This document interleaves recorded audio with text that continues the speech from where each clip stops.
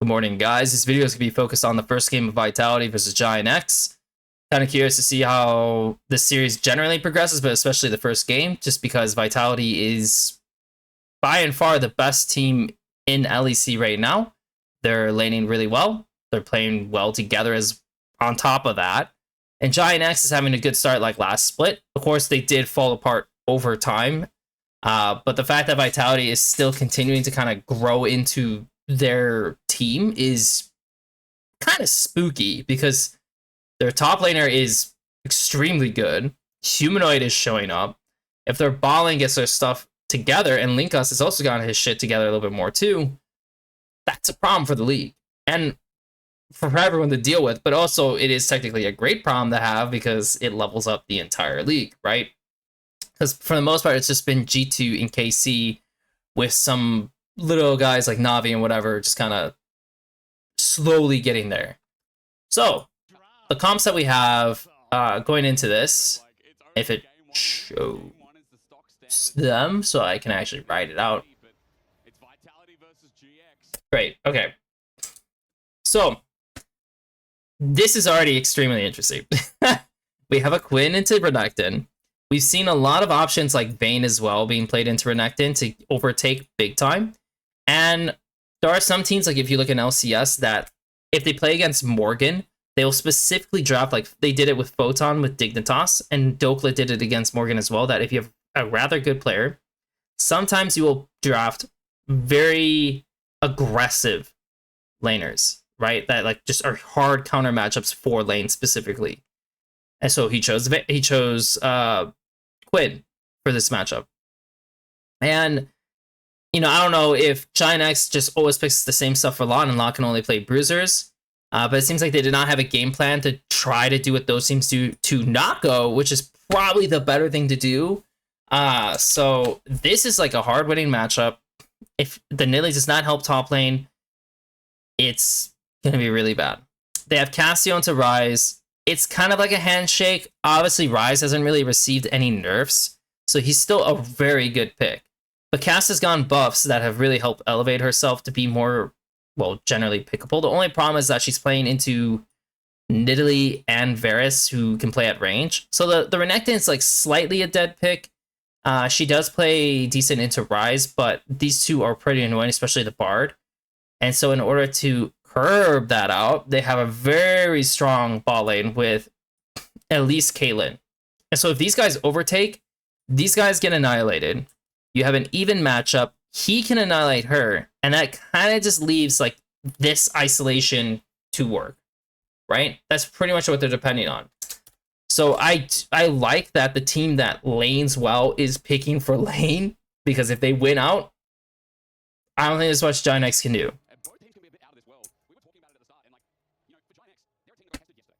So they play into the right lane to then get pressure into the bot jungle to ward it. There is no river vision for Giant X, so they can always in their back head think like, oh, I guess he in theory could cheese, but they do have a ward on their own blue just in case that happens. Top lane's already off to a great start. I mean, this guy's losing all of his HP at this point. Hey, oh wow, he did 4 pot cloth armor.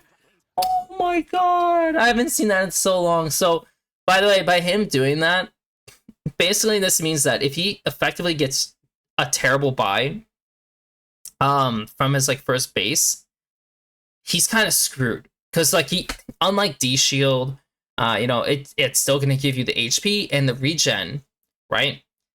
But you emptied out 200 gold into pots, so once that's gone with a bad base, you don't really have anything. Like, it almost seems like he's gonna fish for 450 gold for boots and rejuve pots and pray. Bot lane's getting ran, top lane's getting ran.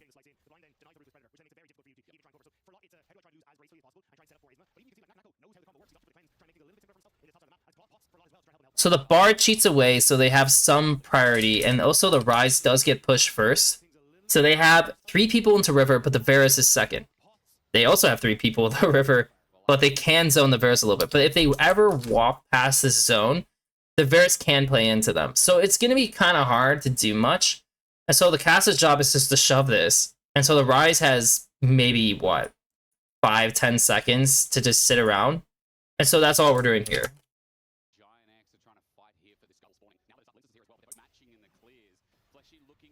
So they take it right away. He does not have priority on top, so flipping for the top grab, especially when the Rise doesn't have control of it, seems pretty whatever, and the least should not fully follow.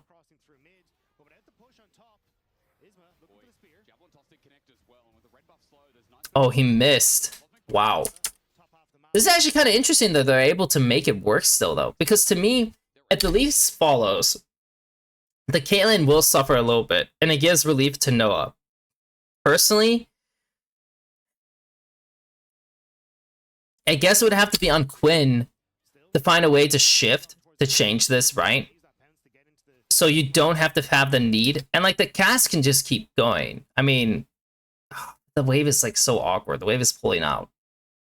It is actually kind of awkward. The cast doesn't have to move though. She can stay. The Quinn just has to come. Like come up. Or sorry, come down. But even the Quinn's wave is oh so awkward, which gives relief to the Redacted. And it's not clean. Wow. Maybe the Elise does need to move. I mean, they have decent vision to spout out the Bard. I guess the Elise does need to move. Because if she moves and she holds with the cast, then the Jarvan can walk up, and the Renekton will never join, so it looks fine. Yeah, I think that's what has to happen.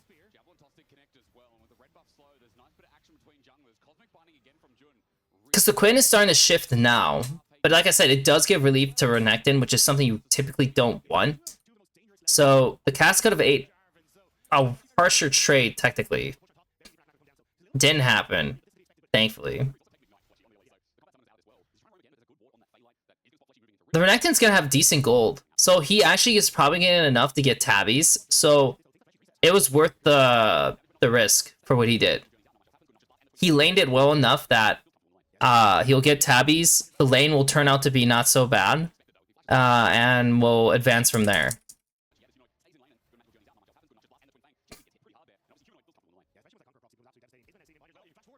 Also, Linkos is staying longer. Typically, you know, for what he's doing, he would base after Wolves. If he does another full clear, he's really skipping out on his timing to do anything. But maybe that's also because the Caitlyn stayed. Because, oh, so the Caitlyn is not basing. He actually should base after Raptors.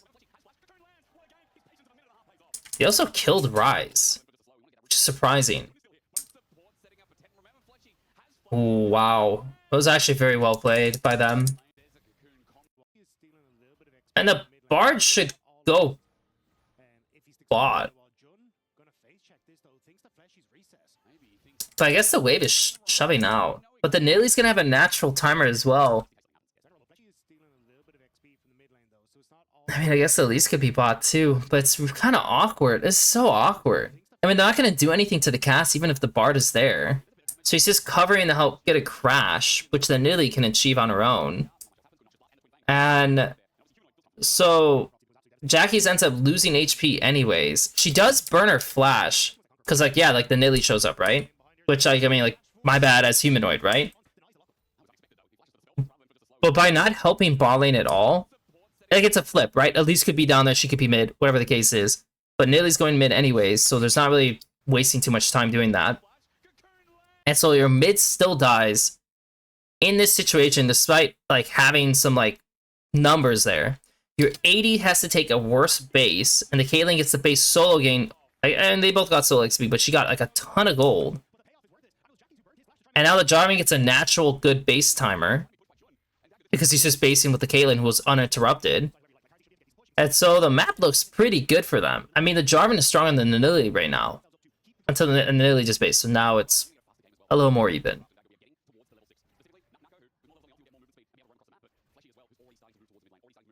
So they're both playing for the crab because they won level 6.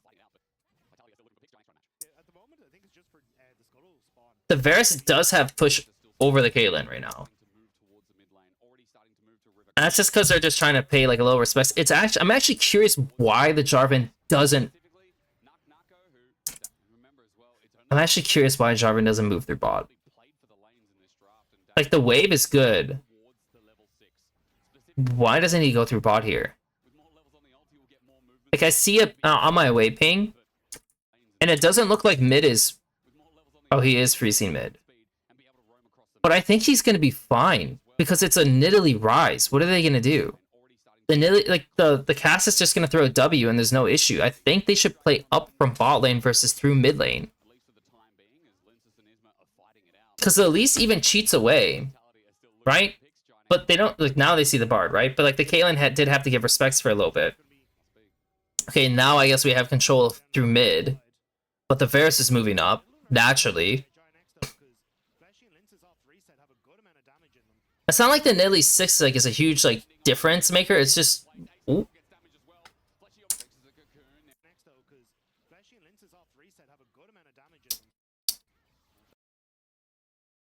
So she's starting on the Bard, but the Bard has exhaust. But she does exhaust her. She gets stunned.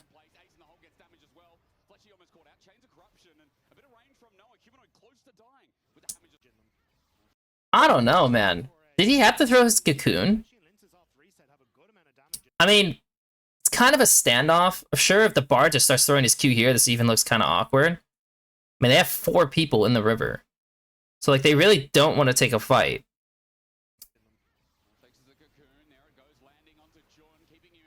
Also, you know, when he does get hit, let's say when he does get hit by the cocoon. Jarvan doesn't have EQ. Oh my god, why doesn't he have EQ? Because he used his E to check the barrage. Oh shit. It doesn't have EQ. That's really awkward. They just need to play this slower. Vitality. So they played it too fast. Cass just lost all of her conditions for free. And then she dies. Because they greeted. But the Caitlyn ends up just randomly picking up 2 kills. Stun 2, that's why. Could have hit both, didn't hit both, doesn't really matter in the end. Parzi picks up 2, picks up 3. He walked on the trap. That's so bad, actually. I mean, Varus did pick up 2 as well, which is the upside. But, wow. Does the Caitlyn have item because of that? No, I think she's going to be really close, though. She actually might have item. No, she doesn't. She bought boots.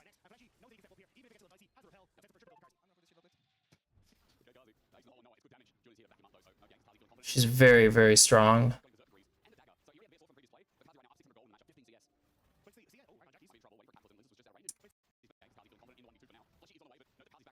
I mean, he spawns Nidalee in the vicinity. But again, there's not really a lot of pressure on the Cass for playing. So lane Cass is just kind of like rushing this play, when reality is, if I'm him, let the Cass absorb the pressure. Absorb it. Absorb. If she absorbs this pressure in mid lane, because like I said, again, it's Nidalee Rise. Like, the chances of you getting caught is extremely unlikely. Keep pathing down. Play into the bot lane. This guy is 3-0. He is, for better or worse, he is your carry, your core carry, right? Use it. Use your core carry to win the game.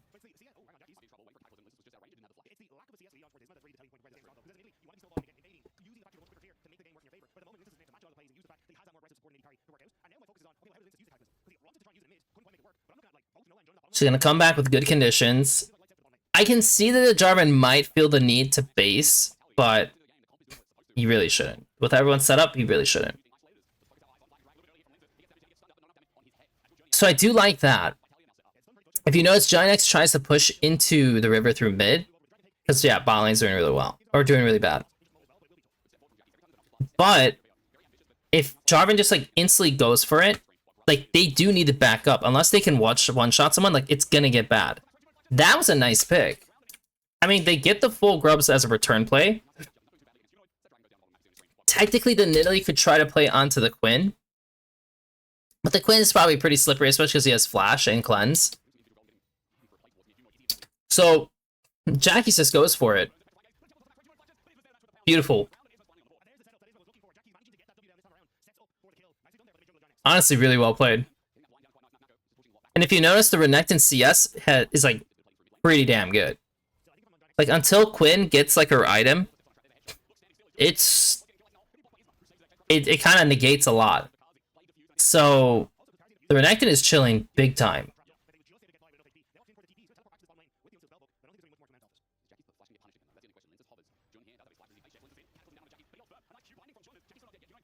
There's a lot of focus on the flashless Rise, like a ton of focus, so much to the point that I feel like it's just they're overexerting it. You know, like he jumps on this guy, but he doesn't even hit the EQ, right? Like he's just doing it to get in range, but you have to do this to get in range to even play on him when he has no flash. Seems pretty bad. At that point, I'd rather just flash EQ the Rise and then Jarvan ulti, and then the cast can go to town. But they don't do that. So like they do shove him, right? Like, okay, he lost a bunch of HP, but look at the Varus. I mean, the Varus is chilling. The lane has definitely not gone as bad as it can be. Yes, they did, like, again, gain the Rise a little low. It means they get some access to bot jungle. Now they're trying to pressure the dual lane by looking for a dive, but I mean, you just spent this time doing this here. And also, they most likely do it just because, well, East must show stop, which I don't think he should ever do. Like, when they have access to bot side like this, it's not worth it.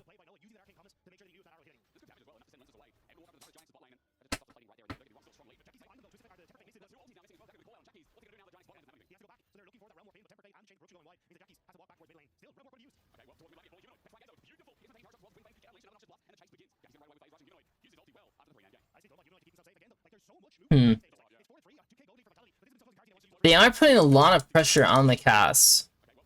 I will say that. But as you can tell, she is able to draw the pressure away. So I think this really just kind of latches more onto like what I was thinking for the most part, which was, why are we not accelerating our sides at all when Humanoid could be honestly a monster pressure soaker for this game? Like, unless the Bard is cheating over a ton, but if he does cheat over, like, his Varus is dead. His Varus is getting zoned from ball lane every single time.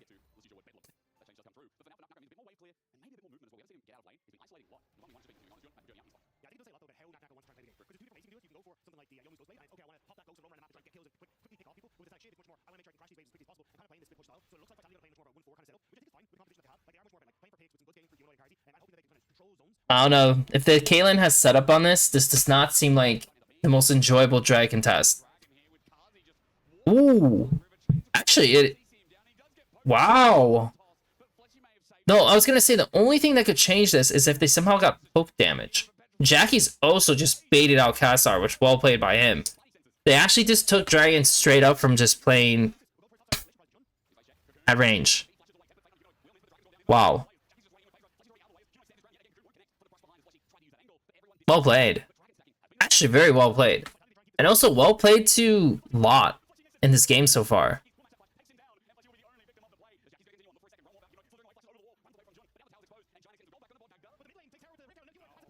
This is getting really messy real quick.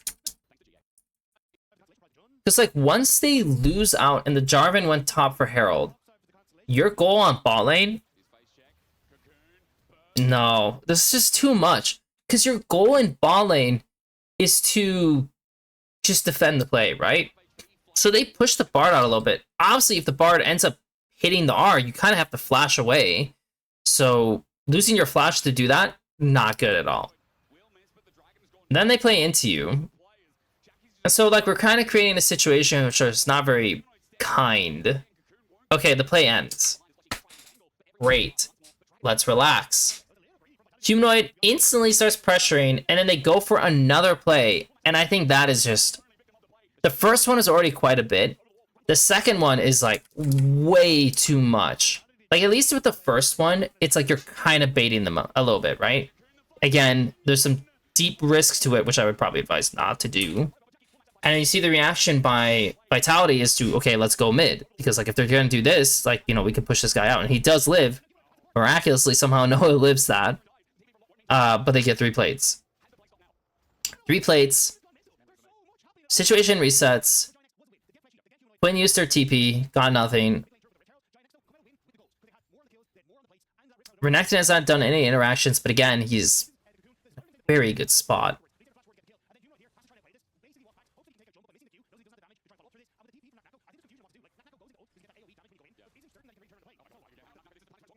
Got on top of the Quinn. Woo! It's not going well. And so now they're pressuring top with 3 people. But reality is, the Lees can get 1 ward. That's fine. But why are they not going through mid again? Like, they're pressuring top first, and now they're trying to roll down and pressure the mid wave. But keep in mind, this entire time, you know... So the Bard has to answer, I know that. But if they're not going, then Nidalee can sit mid, tactically. Like, she doesn't need to roll all the way up either. And if that's the case, then they can kind of pressure the mid situation to try to cheat the wave, which is awkward. So they're not really progressing through mid at all. And that's how we end up in this position where the Varus is like, okay, I'm going to cheat out of this wave then, because you guys are just solo contesting, you're just playing the top side. So we're going to go into this. The Renekton even drops bot. And they create a 5-man play that they don't expect.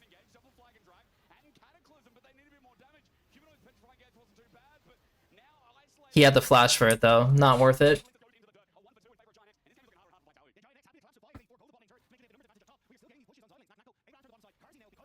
She does get the mid turret though.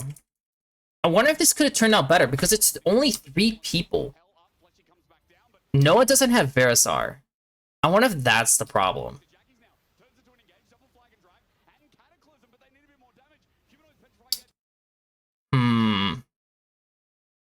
He should keep pumping into Cass. I think the Bard should also be chasing the Cass. And I think the Nidalee should be chasing the Cass. Yeah. I think they should be prioritizing the Cassio and not the Jarvan in this situation, because if the Cass dies, that's pretty bad. But they actually only kill the Jarvan. And yeah, I guess in theory, him going for the Rise kill, because I'm like, is it really worth trading your flash for that? Not really sure, but at the same time, it does prevent someone from being able to base, which that's what Rise would do. Rise would base and play into bot. So you don't have someone who can actually do that, and you don't really have someone who can do it on, like, can cover mid either. So you kind of lose both. That should have turned out better for them. Okay, so that guy inted. Doesn't have the damage to even kill that guy. Wow. This Quinn pick has been not the most useful. Like, he's gonna need to get a lot of... He needs to get a lot out of this later. The Renekton is shoving out bots, so someone has to answer what's gonna be the Quinn. He has a timer, but they're not going to do anything with the timer. Like, I highly doubt they're going to play for the red. They're not strong enough to do that anyways. Rise does not have TP, so they're either baiting the dragon so Rise can shove out top, which, to be honest, is worth it. Rise getting gold on top side, trading out the drag, is worth it. Mid is really spooky, I will say that, because like he has no towers to defend himself. So, it seems like Vitality doesn't register that, yes, the dragon is coming up. Yes, they're on it. Are we strong enough to push them off with the members we have now? And the answer is yes. Kind of like a yes, to be honest. They're very strong. I mean, Jarvan has 2 items. You have 2 items on Quinn, 2 items on Caitlyn. Varus 2, like everyone's basically 2 items in this fight.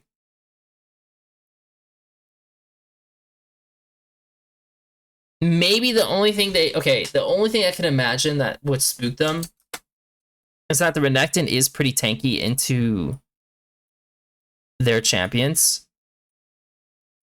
But I don't know. I feel like it's worth risking the 4v4. And if Ryan starts moving down, then you could just match. But giving him this much space to push out top, And then you continue going into bot, because at this point, if I was them, like,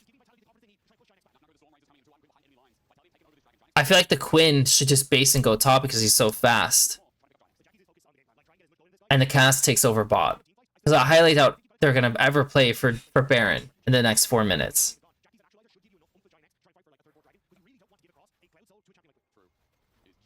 So they're a little late to respond to top. They have vision in bot jungle. Giant X are like kind of happy at this point because all they really need to focus on is maintaining shallow vision. And then just like I said, poke when they come in, back off, you give up the vision, and it is what it is. Because they're not progressing your towers. Like, they haven't even progressed your top towers yet. Yes, they did take your mid towers, which kind of sucks, but honestly, it's the side towers that matter a lot more. So maybe the only thing that could be good about taking the mid towers is that, like, the Jarvan has some pretty good plays onto them. But if, like, the Quinn... I mean, if the Quinn can shove out the Renekton consistently and very well, then she'll become a problem on mid waves. But we have yet to see that happen yet.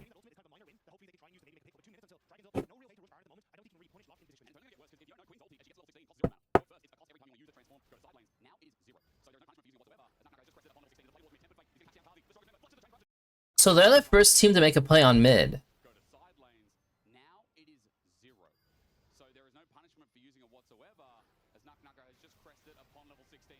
He didn't flash it.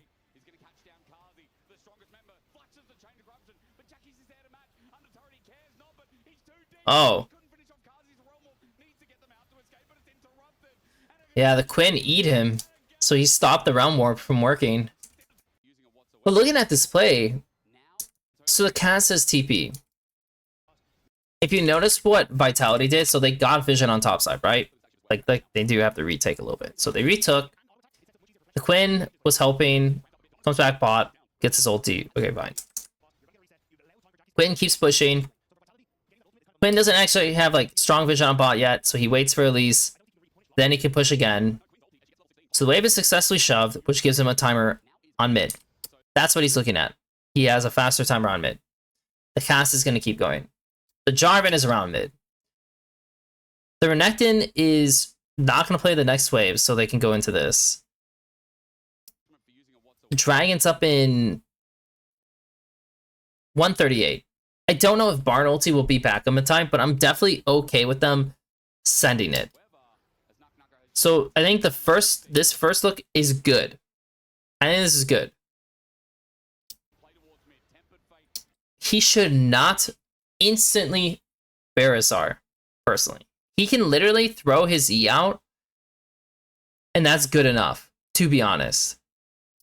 Because the Bard's already going to look for the stun anyways, so why waste your abilities this way? So Noah kind of screws this up. Parsy's able to buy a ton of time, and Jackie fully commits. Also, Nako's blind screws Rise over completely, because he was gonna die. He was literally going to die. Jackie's was very willing to commit hard. The blind changed it all. So that's one way that Nako saved this. Then he needs to retreat. He can't retreat into Nako because he flashed, right? They're grouped. They're literally fully grouped. It's a perfect Jarvan ulti. Problem is, they don't have any AoE yet. There's literally no AoE. This guy cannot hit them. The only thing he can do is throw a Q. So the realm war comes up because it's like, okay, let's get the fuck out of this. Like, we have no way to get out. Like, I have no flash. And so that leads to Noah not flashing out because Noah's trusting him. Oh shit. He gets canceled. We're actually still stuck. The cast finishes her TP. And they run them down. So that is why it turned out so bad. I think the initial look is good. I think Giant X just kind of fumbled it right after the Bard ulti. And then Nako literally ruined them. Actually ruined them. Wow.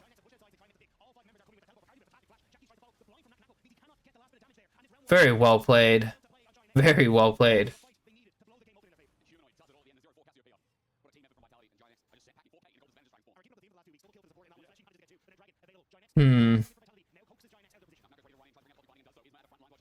I wonder if they should be trying to contest this. Because always with Baron, they're never going to have the waves set up, right? They'll always get shoved out because of the Baron waves. So they're holed up in here. So obviously they're looking for poke. They need to be really careful not to get poked. But they also have no access to mid.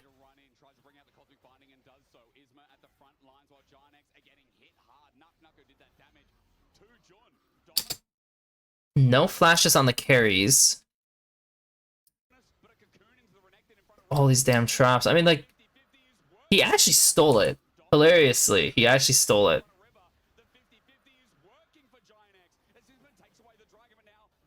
But they're so isolated. Okay. It's actually worth it. Wow. Giant X are ballsy because it's like, this is not Soul. You know, this is not Soul. If we look at what they could have done differently leading into this, like, it looks like they were up tempo, right? Because they took the time to do Baron. So, like, they finished Baron now, 25-45. They need a base. Renekton's alive. So, in theory, Renekton could go top and shove this out quickly and base. Ryze will be pretty even with Cass, but he could maybe run into bot and also shove that out. That would leave them playing on mid. While they're doing drag, you know, if they don't answer top, because they don't have TPs, right? Maybe the Renekton could pull someone up there. Maybe it's possible. Still has flash too, so he could buy time. But they're sacking top and they're sacking mid just to be here. And if you're gonna get like quickly pushed out in this situation, like when they're walking here, it's because the Renekton is far. I think if you're the Renekton and you're gonna play this, but he can't because Knock Knock goes there.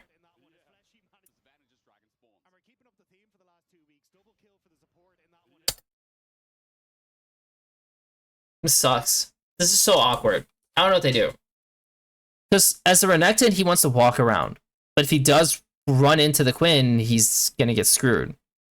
So in theory, he should be running here, and they should ward behind themselves for Knock Knocko. And if they ever enter, you just instantly Bardar. Just rip it. Just go. But they don't. So you don't instantly start this. Because you're not set up with the Renekton. You're too afraid to set up with the Renekton. Which leads to, like, you do get the drag, which is a huge dice roll. And, yeah, this guy died quickly. Personally, like, Giant X are lucky that it turned out well for them. They really are. Because that could have been so much worse. That could have been way worse.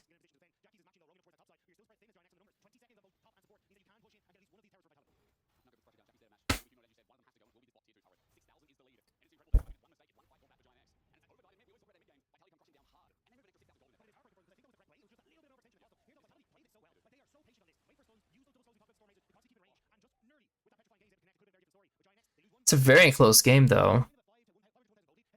But my honest opinions right now, so far, is that Vitality put a ton of focus on playing through mid.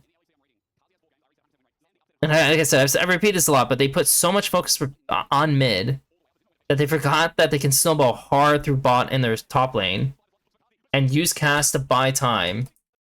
And so we lead to a state where Giant X has found themselves to get some group timings to actually play onto Vitality because their sides are like not as strong as they should be, as overwhelming as they should be. It's a nice pick. Meanwhile, on Giant X's side, for how their comp is, they've done a decent job, to be honest. Like, the laning phase was always going to be hard. Besides that one situation that gave Caitlyn a bunch of kills, like, it hasn't been that bad.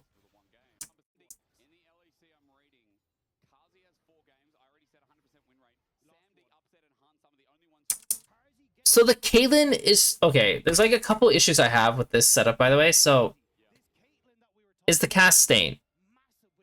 If the cast is staying, what is going on with, like, my Quinn and with my Kaylin, and like what are these guys doing? Why are we not just catching this next mid-wave high? Why are we stalling so hard to sit around? And then we create a fight on top side, which it doesn't look like Giant X actually, in this case, don't really know what they want to do, because if they're not catching the mid-wave here, why is he solo here? Should not his team be with him? Should this guy not already be in this area? Should the Varus not be in this area? Or like the Renekton? Like, if we're gonna play this way, why did we leave Isima solo? Because if they have numbers here, they win. They will literally win. Cass is disconnected. She's disconnected. She's disconnected. The Kaylin's all the way down here. This is just a 3v5 if they're actually ready, because they're not catching midwave. Like, literally, nobody's showing on midwave right now, by the way, for Vitality, and Vitality's just walking in. That's kind of crazy. So Isma gets caught, which, to be honest, probably shouldn't happen, and then Knock is able to finish it out. I didn't even do it that way, though. It's just not enough space for him to flash back down. And then Karzi decides to walk in blind. Oh, he placed an aggressive trap versus a defensive trap, so he dies.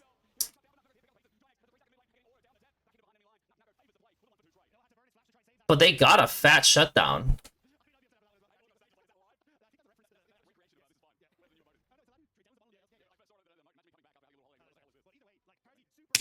I don't know, they got a fat shutdown. That's pretty annoying. I feel like Vitality, some of their setups and approaches. Okay, and as soon as they set up approaches, I think their time management is a little off. And that's why like some of these games are kind of taking longer than they should and feel like more scrappy than they should. And on Giant X side, I think there's just moments where like I just don't know why some of their players are moving the way they're moving. They just don't know what positions to be in. And that also is kind of hurting them a bit.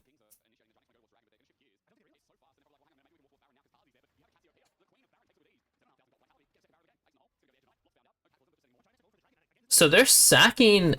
So they took Baron to sack the drag, despite being the team when looking at opening this map. Opening this map, they easily can be into bot side first. And Quinn has enough time to set up. Because like both of these start around the same time, right? So Jarvan kind of wants to play for Crab. I mean, the Kaylin's trying to base for what? QSS. It's kind of good, I guess.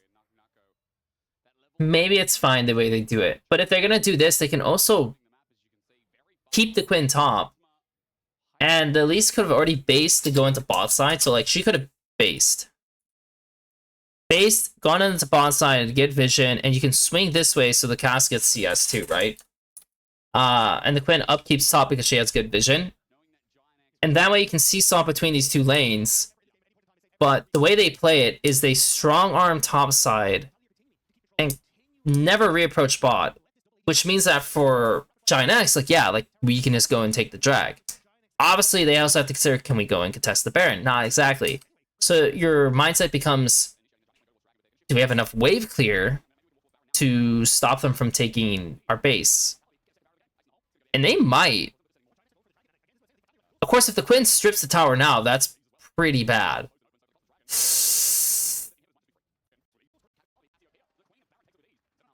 The Ryze would have the realm. Oh, the Ryze doesn't have realm warp. I guess it's just the timing, right? Because there's a reality where I feel like they don't have to give up drag. But at the same time, because Baron is up first, if they start it right away, there is like a 5-second head start timer to doing it. And they do have a lot of DPS. So they're able to take the Baron and then be on the mid wave. And Giant X are actually... okay, I also see the issue. Because if they're doing it this way, they need to be on the dragon now. They know they're not contesting the dragon. So Ryze and Nidalee should be bursting the drag. By the time they finish Baron, drag should already be pretty much dead. Right? This should maybe take 2 or 3 more seconds. So at that point, the dual lane's already locked to being closer to helping mid. And so at worst, they're dropping... And I mean, the Renekton should go top. He does have TP. So like, he should go top as well. They shouldn't lose a tower.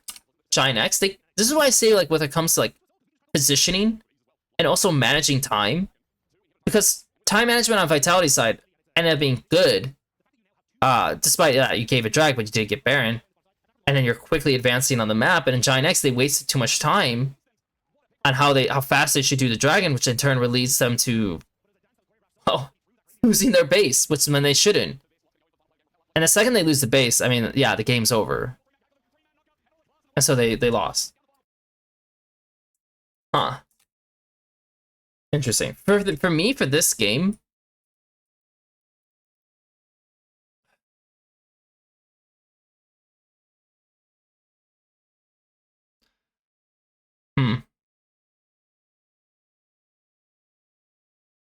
I'm actually trying to decide who deserves it. Because Knocko had a complete game, right? But his contributions did not, outside of that one really big fight, yes, he did have push and everything. I don't think it warrants him being the guy, because the most focus was placed on mid. And so you have to look, Jackie's made some decent plays, but he did die a bunch. Humanoid did die a bit, but I feel like he was the most... Wow, why did I do that? I actually kind of feel like he was the MVP, Humanoid. Because he drew so much pressure, and despite only dying 4 times, he was still strong enough to fight most of the guys. And yeah, he was kind of just like the critical piece, you know, even though, again, Carzzi's 8-1, like, he was 3-0 and nothing happened with him for the longest time. And yes, that's part on the team, but it's also part on him if he's not calling for it and saying, like, we should really go through me. The worst player of the game is not Lot, because Lot handled his lane very well. Like, he did well. He did well. He was decent. He was okay. He was, like, bad okay. He was kind of bad okay. And honestly, even Jun was kind of bad okay. He was, like, okay, good. He was good. I think he was good. Worst player of the game.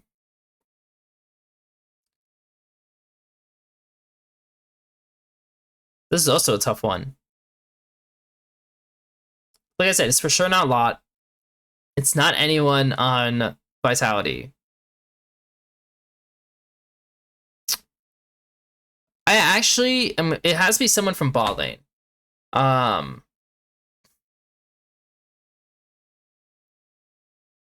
It's kind of mean of me to say Jun, because it's not like Jun had a terrible series per se, or terrible game per se. And like, yes, like, you could say blame Jackie's for dying a couple times as well, but Jackie's was also drawing pressure and going through things. Maybe you say they share it. I guess they kind of share it. But for me, especially with Jun, is like, I think some of his movement and like where he was targeting was not correct, and that kind of hurt them a bit too. But all in all, I mean, it is interesting to watch LEC and see that they have a better mixture of like middle pack teams and top end teams compared to LCS. I think there's just, it draws more closer matchups. But yeah, these guys gotta figure out how to what like their bases, their deploys, and if they get these things together, like, things will be better, right? Generally. But right now, it's not good enough. Against LCK teams, this would be a huge issue for them, just because LCK teams like try to be perfect in those categories. So that's like their number one thing to work on.